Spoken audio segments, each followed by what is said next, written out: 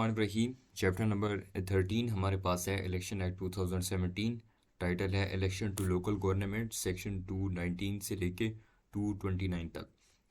Question first है, who is responsible for conducted election to the local government under section 219।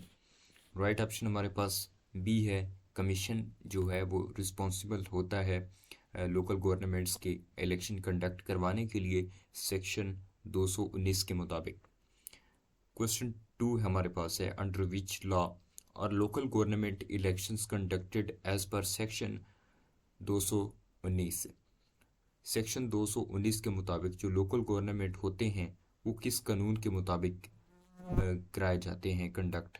तो right option B है, the applicable local government law and rules के मुताबिक ये जो sections 219 के तहत इलेक्शन कंडक्ट करवाए जाते हैं। क्वेश्चन थर्ड हमारे पास है, where are local governments election conducted according to section 219। Local government के जो इलेक्शंस होते हैं कहाँ कंडक्ट करवाए जाते हैं। तो राइट ऑप्शन जो हमारे पास है वो बी है, in provinces, cantonment and Islamabad capital territory. B option is right option.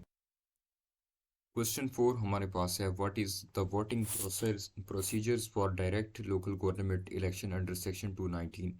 Right option B है, the same as for assembly elections.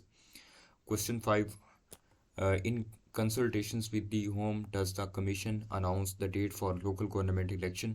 Right option B, the federal or provincial government. Question 6, within how many days must the commission hold the local government election after the expiry of term? Right option C हमारे पास है 120 days. Question 7, what is the commission responsibility during the local government election under section 219? Right option B है, to ensure the election are honest, just, fair and free from corrupt practices. Question 8 हमारे पास है, what can the commission do if there are insufficient provisions for local government election? Right option B है, make provision through an order in official gazette. Right option हमारे पास B है। Question 9 हमारे पास है, what electoral rules are used for local government election under section 220? Section 220 के मुताबिक जो electoral rules होते हैं वो लोकल गवर्नमेंट के लिए इस्तेमाल होते हैं। तो कौन से ऐसे रूल्स हैं? तो बी ऑप्शन इसका राइट ऑप्शन है, electoral rules prepared, updated and maintained under the act. इसका करेक्ट ऑप्शन हमारे पास बी है, बी ऑप्शन इसका करेक्ट ऑप्शन है। क्वेश्चन 10 हमारे पास है, who provides the electoral rule to the presiding officer for a local government election. ठीक है, तो इसका जो राइट ऑप्शन हमारे पास है वो बी है, रिटर्निंग ऑफिसर जो होता है वो प्रिसाइडिंग ऑफिसर होता है इलेक्टोरल रूल्स के दरमियान। तो इसका राइट ऑप्शन हमारे पास बी है, रिटर्निंग ऑफिसर। क्वेश्चन 11 हमारे पास है, what does the commission delimits for local government election under section 221। Right option B है, constituencies including union council and wards. Question 12 हमारे पास है, what is a union council considered under section 221? Right option A है, a union committee, village council and neighbors council is right option. Question 13 हमारे पास है, what is a requirement for delimiting a union council under section 221? Right option हमारे पास B है, its boundaries must not cross the limits of the local council. Question 14 है, what should the population of union council within a local government be under section 221? Right option हमारे पास B है, uniform as far as possible. Question 15 है, what does a ward in a union council consist of under section 221? तो इसका correct option B है, a village adjoining villages, census blocks in urban areas. Question 16 है, who appoints a delimitation committee for each district under section 222? इसका correct option हमारे पास B है, the commission. Question 17 है, who provide the assistance to the delimitation committee under section 222? Right option हमारे पास जो है वो B है, revenue and the other executive officers in the district. Question 18 हमारे पास है, who can be appointed as a delimitations authority under section 223? Delimitation authority जो होती है वो कौन अपॉइंट करता है? तो an officer of the commission और सबऑर्डिनेट जुडिशरी जो है वो डिलिमिटेशन अथॉरिटी जो है वो अपॉइंट करती है।